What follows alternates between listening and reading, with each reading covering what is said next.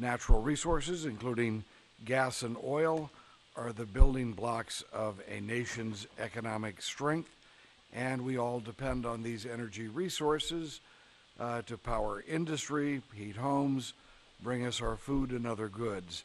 Natural resources can, if put to good use, elevate the human condition and reduce poverty. That is, if it's put to good use.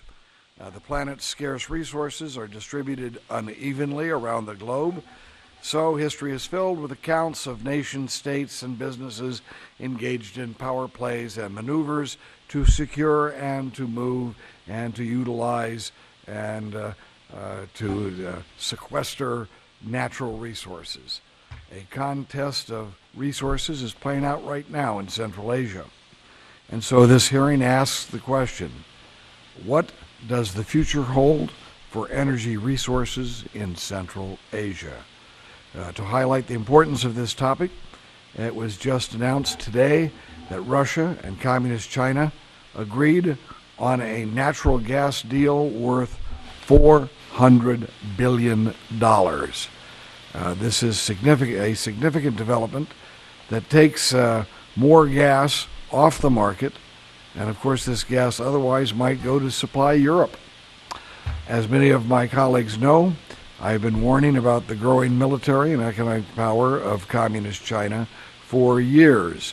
Today, China has grown to become one of the world's largest energy consumers, having just signed a gas deal with Russia for $400 billion. Today, China has grown, as I say, to become the world's largest energy consumer. This makes Central Asia's oil and gas essential to the Chinese Communist Party and their plans, and the Communist Party rules their country with an iron fist, and it also threatens their neighbors. The Communist regime is now actively engaged in expanding its influence beyond its western borders and throughout Central Asia. Their aim is to secure the access to energy resources through long-term contracts, investment loans, and building pipelines back to China, and perhaps bribes and other things like that, and other under-the-table maneuvers. Make no mistake, these deals favor the corrupt leaders of the Communist Chinese Party. It solidifies their grip and will not necessarily benefit the vast majority of the people of Central Asia. During the last decade, trade between China and the region has increased 30-fold and continues to climb.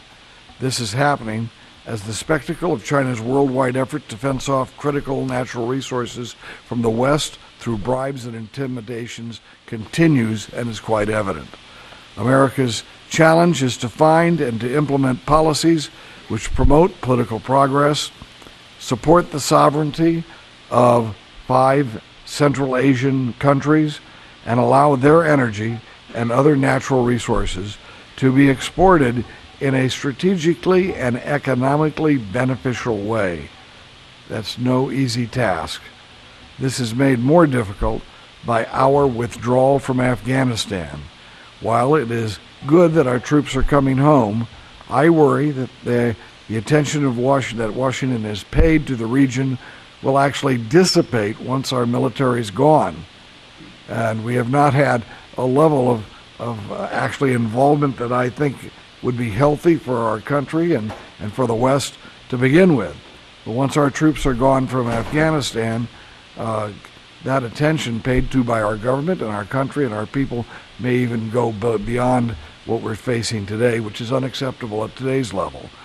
And with that, China's ruling clique will win its quest for domination of that region of the world by default. I look forward to hearing from our excellent panel of witnesses on how the U.S. can be proactive in the region. I am specifically interested in learning more about the possibility of a Trans-Caspian pipeline and the potential which holds to increase Europe's energy security and, at the same time, further global economic progress.